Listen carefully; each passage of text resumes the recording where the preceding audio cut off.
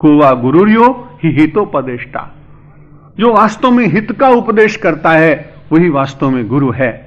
फिर वो माता भी गुरु हो सकते हैं, पिता भी गुरु हो सकते हैं, मित्र भी गुरु हो सकता है, साधु भी गुरु हो सकता है। यहां उन्होंने किसी आश्रम और वेश का वर्णन नहीं किया कि गुरु कौन होगा।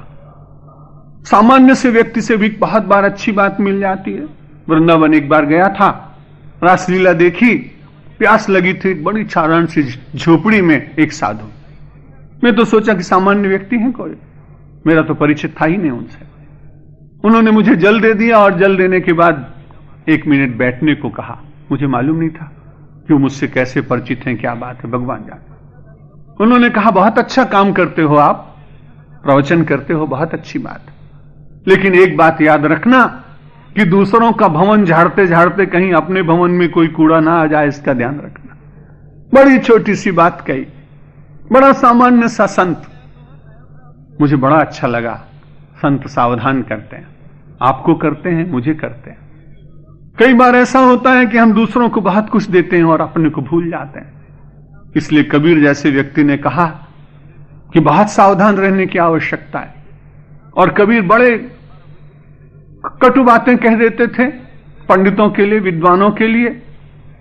जो उपदेष्टा है उसके लिए भी उन्होंने कहा कि उपदेशक को बहुत सावधान रहना चाहिए।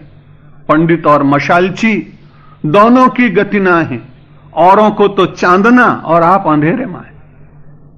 मशालची जब मशाल लेके चलते थे पुराने जमाने में राजाओं के साथ, मेरे साथ भी कभी कभी जुलूस में पहले चले जब उस पद पर था, तो मैंने सायंकाल देखा वो मशालची जो मशाल लेके चल रहा था उसके पैर बड़े लड़खड़ा रहे। जब वो शोभा यात्रा पूर्ण हो गई तो मैंने उससे पूछा, भाई तुम्हारे पैर क्यों लड़खड़ा रहे थे? उसने कहा आप कभी मशाल लेके चले हैं क्या? मैंने कहा नहीं भाई, हमारा काम ही नहीं है। उसने कहा जब मशाल लेके चलते हैं तो कठिनाई यह है कि उससे जो प्रकाश होता है उसका एक वर्तुल बनता है और वो बहुत दूर दूर तक दिखाई पड़ता है, लेकिन जहां मशाल होती है ठीक उसके नीचे कुछ अंधेरा होता है। इसलिए पैर कहां पड़ रहे हैं मशालची को दिखाई नहीं पड़ता। इसीलिए कबीर ने कहा कि पंडित और मशालची दोनों की गति ना है, औरों को तो चांदना और आप अंधेरे में आए। इसलिए उस साधु ने बड़ी अच्छी बात कही कि दूसरे के भवन को स्वच्छ करते करते कहीं ऐसा ना हो कि कूड़ा उड़कर तुम्हारे भवन में आ जाए। इसलिए अपने हृदय भवन को स्वच्छ रखने के लिए भगवान आदि शंकराचार्य ने कहा कि वो गुरु, वो किसी भी रूप में हो, विचार भी तो कभी गुरु बनकर आते हैं। कभी में छोटे छोटे बच्चों की बात ही गुरु के समान श्रेष्ठ होती है। इसलिए हमारे यहां कहा बालात अपि सुभाषितम ग्राह्यम।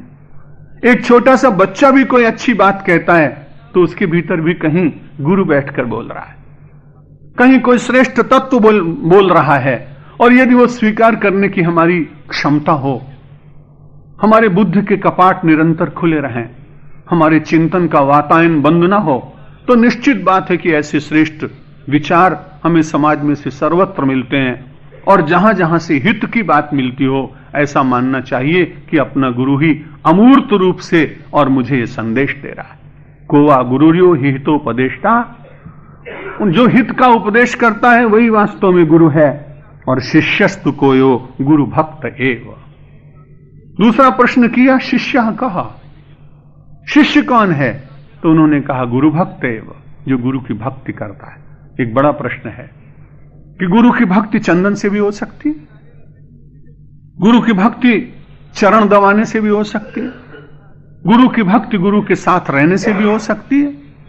लेकिन भगवान श्री राम ने भरतलाल को कहा, भरत जी भगवान को अपना गुरु माता पिता सब कुछ मानते हैं, तो उन्होंने कहा कि आज्ञा समन सुसाहिब सेवा, आज्ञा का पालन करना यह बड़ी भक्ति है।